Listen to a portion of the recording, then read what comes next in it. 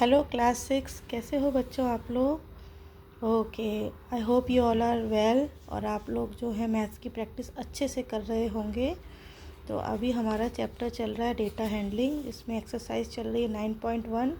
उसके question number 1 और 2 की मैं वीडियो अपलोड कर चुकी हूँ। आई होप कि आपने देखी होगी और वो सम्स आपको समझ में भी आए होंगे।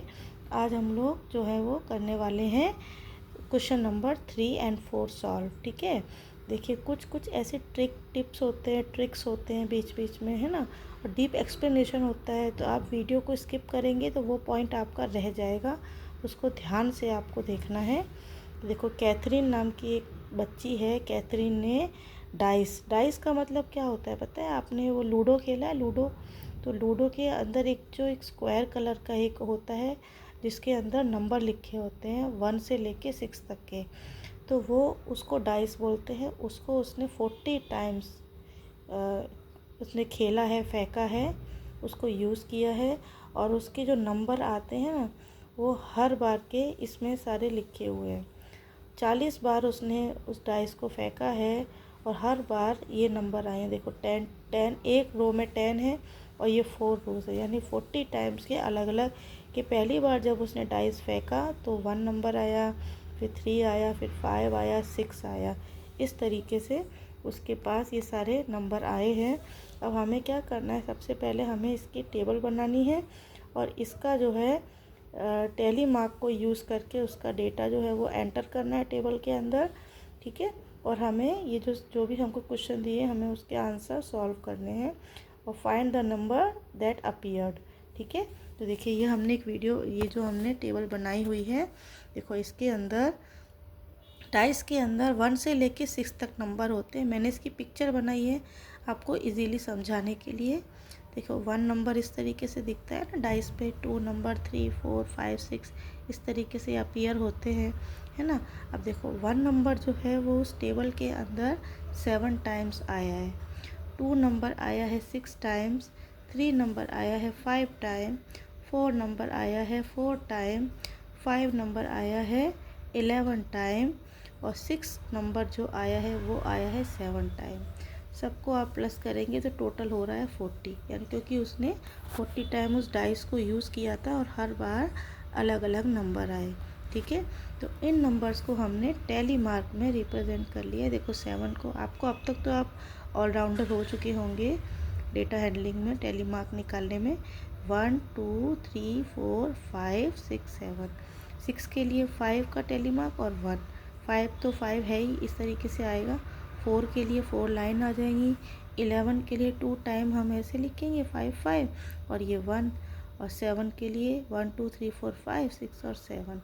इस तरीके से ये हमने टेबल जो है वो बना ली है। ठीक है, आप लोग जो है इस टेबल के अंदर आप क्या करेंगे कि आप इसको अच्छे से आप देखिएगा। जैसे कि मैं आपको एक एग्जांपल बता देती हूँ। ठीक है, देखिए 1 नंबर है तो मैंने टेबल में लिखा है 1 7 टाइम आया है।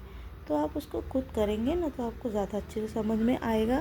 देखो 1 2, ये 2 बार आया, 3 बार आया, 4 टाइम आया, 5 6 और ये 7, है ना। इस तरीके से आप 2 नंबर को आप लोग जो हैं आप उनको जब आप ढूंढ के आप काउंट करके लिखोगे तो आपको ज़्यादा अच्छे से समझ में आ जाएगा। ठीक है, अब हम चलते हैं क्वेश्चन की तरफ। देखो पहले हमसे पूछा था मिनिमम नंबर ऑफ टाइम्स, कि वो नंबर कौन से हैं जो सबसे कम टाइम आया है। तो देखो हम इसके लिए टेबल को यूज़ करेंगे। देखो टेबल में 7 6 5 4, सबसे 11 और 7, सबसे कम नंबर जो आया है वो 4 टाइम आया है। क्या आया है? 4 आया है 4 टाइम। तो देखो अकॉर्डिंग टू द टेबल जो 4 नंबर है वो कितने टाइम आया है? 4 टाइम। तो सबसे कम ये नंबर आया है। तो इसका आंसर है the number 4 appeared 4 times which is the minimum. देखो इस टेबल में सबसे कम नंबर 4 ही आया है। ठीक है, फिर दूसरा हमसे सवाल पूछा गया है the maximum number of time, सबसे ज़्यादा बार कौन सा नंबर आया था। आप देखो देखो देखो देखो देखो ये रहा 11 टाइम्स आया है। वो कौन सा नंबर है? 5 आया है 11 टाइम। तो the number 5 appeared 11 time which is the maximum, है ना। टेबल बनाने का देखो ये डेटा हैंडलिंग हम क्यों सीख रहे हैं, क्योंकि इसमें हम देखो ये हम इसको हमने अच्छे तरीके से लिखा हुआ है, तो हमें उसके क्वेश्चन को फाइंड आउट करना इजी हो रहा है इसके लिए, ठीक है। ओके, तीसरा नंबर है सी वाला, find those number that appear in equal number of time, कि कौन से दो नंबर हैं जो एक बराबर आए हैं, सेम टू सेम आए। देखो एक तो है 7 नंबर, 7 टाइम आया है 1 और 7 टाइम ही आया है 6। तो देखो द नंबर 1 एंड 6, देखो 1 आया है 7 टाइम और 6 भी आया है 7 टाइम, तो number 1 and 6 appear for same number of the times, बराबर इज दैट 7। समझ में आ गया? आई थिंक ये आपको अच्छे से समझ में आ गया होगा, और अगर आपको फिर भी कोई डाउट लगे तो you can ask me on the comment section. आप वीडियोस को 2-4 बार देखेंगे ना तो आपको और अच्छे से समझ में आ जाएगा, ठीक है। अब हम चलते हैं नेक्स्ट जो क्वेश्चन है, क्वेश्चन नंबर 4 की तरफ। बहुत ध्यान से देखिएगा, क्योंकि कई बार क्या होता है ये ट्रिक्स और टिप्स कहीं आपको मिलते नहीं है, इसलिए आप मैथ्स में वीक रह जाते हो। तो वीडियो को पूरा देखें, स्किप ना करें, क्योंकि हर लाइन पर कोई ना कोई एक ट्रिक होती है, कोई ना कोई एक ऐसी चीज़ होती है जो आपके मैथ्स को स्ट्रॉन्ग बनाने के लिए और सम्स को समझने के लिए इम्पोर्टेंट होती है। देखो क्वेश्चन नंबर 4 है, following pictograph show the number of tractor in 5 village. 5 गाँव में जो ट्रैक्टर है, बराबर, उनके बारे में हमें पिक्टोग्राफ में बताया गया है। विलेज ए में है ये 6 हमें ट्रैक्टर की पिक्चर दिख रही है, 1 2 3 4 5 6। इसमें हमको दिया हुआ है हिंट कि 1 ट्रैक्टर, जो 1 पिक्चर का मतलब है 1 ट्रैक्टर, तो यानी कि विलेज 1 में कितने ट्रैक्टर हैं, 6 ट्रैक्टर हैं। विलेज बी में कितने ट्रैक्टर है, 1 2 3 4 5।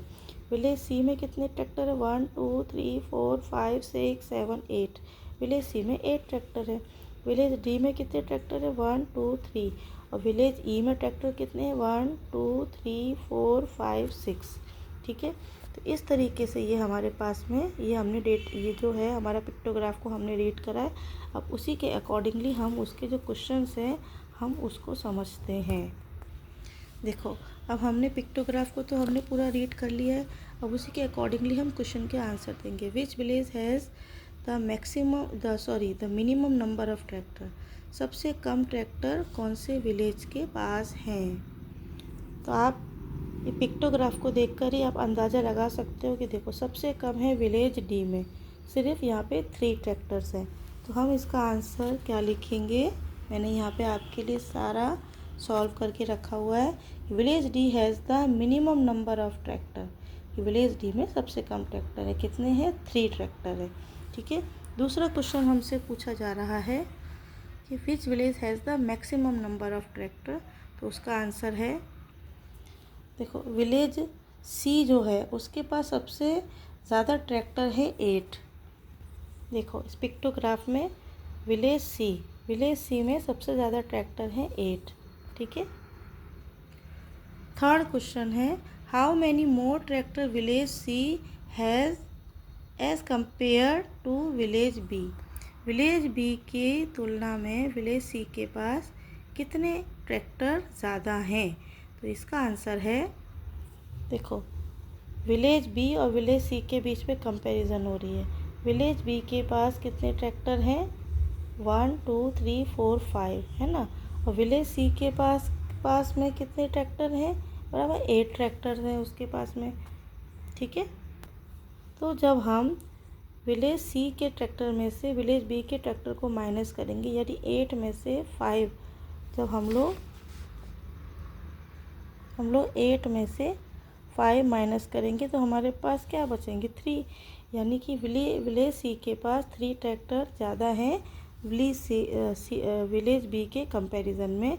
तो इसका आंसर होगा, village C has 3 tractors more than that of village B, यानी कि विलेज सी के पास विलेज बी की कंपैरिजन में 3 ट्रैक्टर ज़्यादा हैं, ठीक है। फिर लास्ट में हमसे पूछा गया है कि सभी मिला के 5 गाँव जो हैं, 5 विलेजेस में मिला करके टोटल ट्रैक्टर्स कितने हैं। जब हम उन सबको काउंट करेंगे, देखो तो यहाँ पे देखिए 6 5 8 3 6, इन सबको जब हम प्लस करेंगे देखो 6 and 5 11, 11 और 8 19, 19 and 3 22 and 6 28, यानी सभी गाँव को मिला के जो है सभी गाँव के पास टोटल 28 जो है वो ट्रैक्टर्स हैं। तो देखिए ये total number of tractors in all the villages is 28। ठीक है, तो ये इस तरीके से ये क्वेश्चन नंबर 3 और क्वेश्चन नंबर 4 मैंने आपको सॉल्व करके पूरा एक्सप्लेनेशन करके आपको बताया है। फिर भी आपको कोई डाउट हो then you can ask me on the comment section. ठीक है, okay, all the very best और मिलते हैं अगले वाले क्वेश्चंस में। Till then bye bye.